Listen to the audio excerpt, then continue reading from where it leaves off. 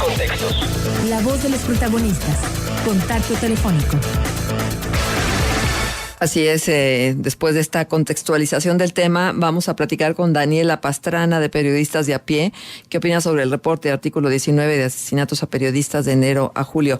Daniela, bienvenida a Contextos. Te saludamos Juan Ceballos y una servidora, Marcela Pámanes, y te agradecemos que nos des tu punto de vista en relación a lo que está sucediendo y a lo riesgoso que resulta el ejercicio del periodismo en este país.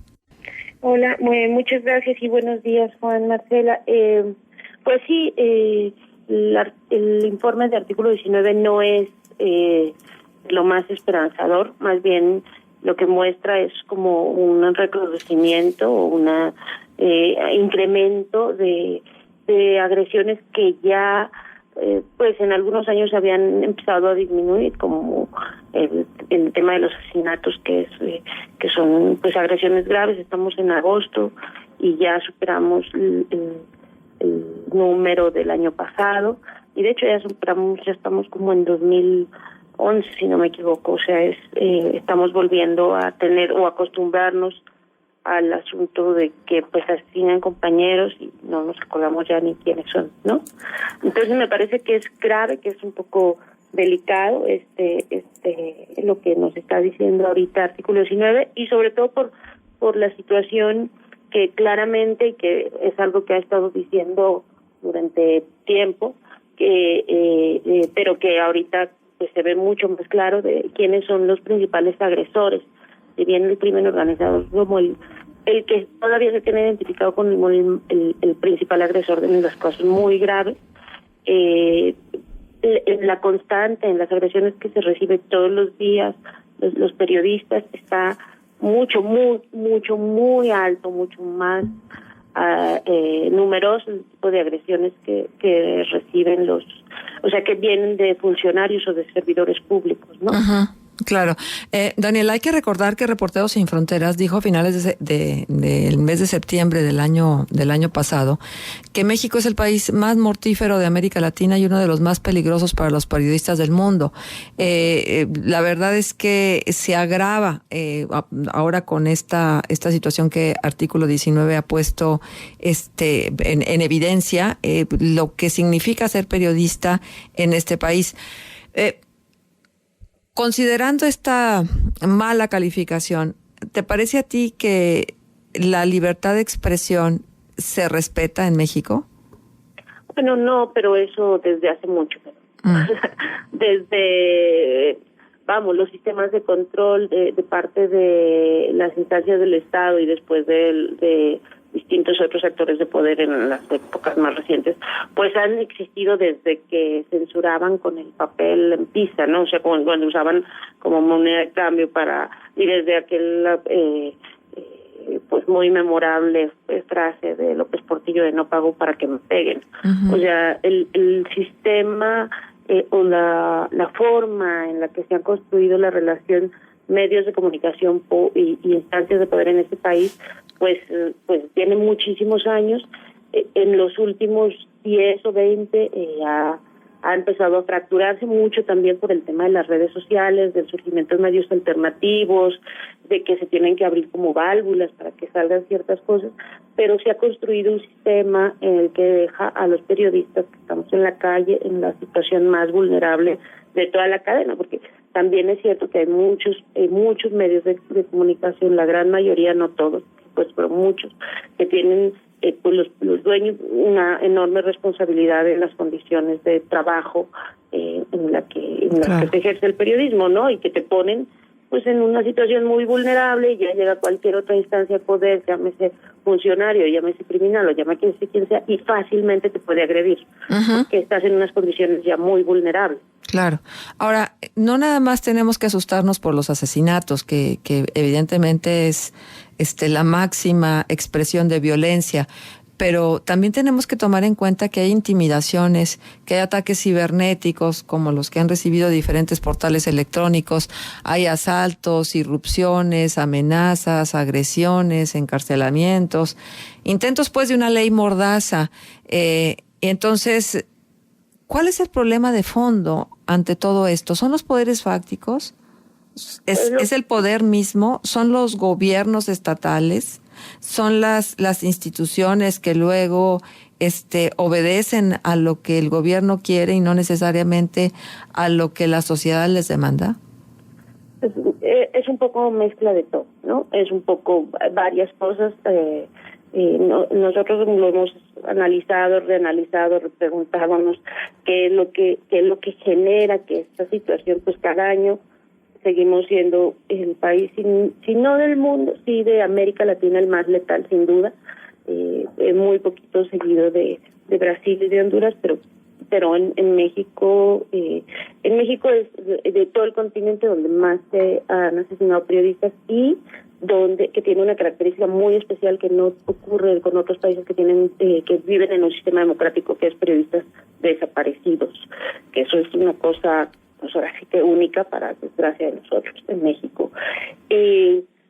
Y cada año lo seguimos viendo y lo seguimos viendo. Entonces, cuando nos hemos preguntado, analizado, revisado testimonios de muchos compañeros, lo que vemos es que hay por una parte una situación cultural que tiene que ver con toda esta guerra contra las drogas en la que hemos estado metidos en los 10 últimos años y que ha generado pues muchas dinámicas de control territorial en las que los periodistas pues quedan muchas veces en medio entre dos fuegos. Publicas esto o no publicas esto y entonces te pegan unos o te pegan los otros, pero pues no hay de para dónde irse, ¿no? Y no hay instancias ni mecanismos del Estado que generen garantía para que uno no tenga que estar decidiendo si le publicó a fulanito o a menganito. Uh-huh.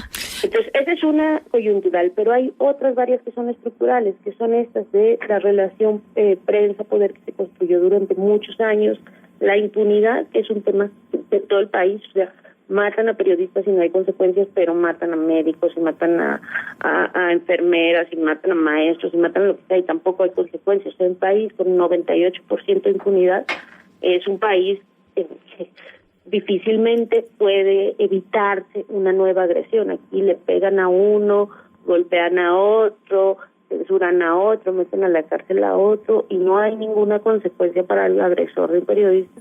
Pues entonces eso abre la puerta a que cualquier otro ya se puede hacer lo que se le da la gana, ¿no? Y que somos empleados suyos. Y hay otras que tienen que ver también con nuestro propio ejercicio de la profesión. Estamos muy acostumbrados a un periodismo que mira a las élites, que reproducimos acríticamente a veces los discursos del gobierno, como ahorita en el caso del Distrito Federal, todo este asunto de la modelo que se suicida. Uno lee una nota y lee otra nota y lee otra nota y es exactamente la versión de la Procuraduría sin ningún cuestionamiento. Pero además, versiones que tiene que corregir, ¿no? Porque primero sale y dice, en el caso específico de la modelo colombiana, sale y dice que fue en una circunstancia y luego recompone la plana y dice que fue en otra. Pero tienes toda la razón, Daniela. Fíjate que tengo aquí algo que dijo Ulises Castellano, director de Círculo Rojo, que dice que el problema de fondo en México es la impunidad y mientras no se resuelva de fondo el tema de la justicia, de la corrupción, del poder político sin escrúpulos, no habrá rincón para un periodismo seguro. Pareciera un diagnóstico, pero también una condena. Sí, yo en esos casos generalmente soy más optimista. O sea, creo que sí, debemos pensar en ese diagnóstico que es claro y esa es la situación, pero también creo que hoy en general en el gremio estamos mucho más fuertes que hace 10 años cuando la guerra esta nos agarró a todos fuera de lugar, o sea, sin ninguna herramienta, sin saber cómo cubrir, sin saber cómo relacionarnos, sin saber cómo articularnos.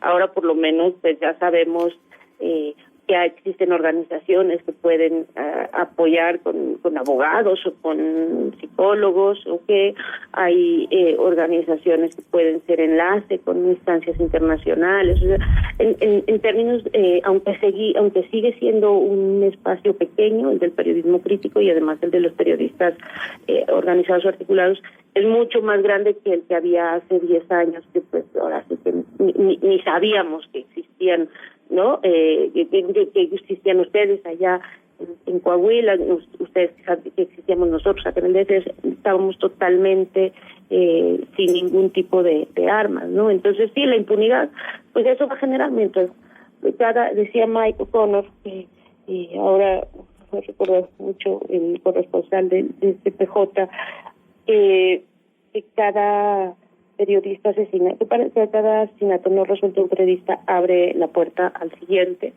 y eso no ha cambiado, pero por lo menos ahora tenemos mucha más capacidad de reacción, mucha más capacidad de enterarnos, mucha más capacidad de entender dónde están esas fallas, esos mecanismos, y más pues más claridad de eso, de por qué seguimos siendo periodistas a pesar de todo este contexto, ¿no? Ajá, efectivamente, Daniela, una última pregunta, porque tiene que ver con el poco tiempo que ya disponemos. Pero, ¿te parece a ti que hay solidaridad en el gremio de los periodistas? Porque todavía es algo que se señala como un factor adverso, un factor en contra del ejercicio del periodismo en este país, que a la hora de la verdad, pues, se diluyen, se hacen a un lado, van y con una copa, se olvidan del asesinato, y entonces, no hay esta solidaridad que se tiene que expresar con un acompañamiento puntual desde el inicio de una situación de agresión hasta la culminación, de dar con los responsables y que sean castigados como deben de ser.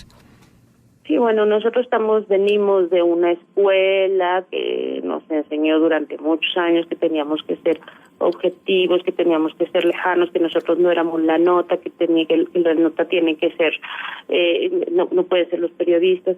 Pero claro, en un país donde hay 94 periodistas asignados, 23 desaparecidos, justo en el momento en el que se supone que entramos a la alternancia, a la democracia, porque es a partir de 2000, esta terrible cuenta, bueno, no es que nosotros queramos ser la nota, es que evidentemente es una nota, ¿no? Y evidentemente tenemos que estarla cubriendo y estar siguiendo y vigilando, porque pues quién más que nosotros lo puede hacer o está interesado en hacer y en dar cobertura a estas cosas. Uh-huh. Entonces, una de las cosas que se ha cuestionado mucho es eso del tema de la solidaridad, pero insisto, o sea, no, yo creo que todavía no llegamos a un punto en el que la solidaridad sea esa gran solidaridad, y también hay que reconocerlo, hay muchos compañeros que tienen intereses definidos y no quieren involucrarse o no quieren dejar su zona de confort hasta que les pasa algo. Claro. Pero es mucho más fuerte ahora los lazos, y es mucho más claro el reconocimiento de que tenemos, de que no hay otra opción para nosotros más que trabajar en equipo que hace 10 años. Así es, Daniela, pues te agradecemos mucho que nos hayas tomado la llamada y que hayamos podido conversar contigo y escucharte sobre este reporte de artículo 19 de asesinatos a periodistas de enero a julio, cifra que por supuesto pues es un estigma, es desalentador, pero pues ahí está. Gracias, Daniela. Muchas gracias. Hasta pronto. Daniela Pastrana, de Periodistas de a Pie, nos acompañó.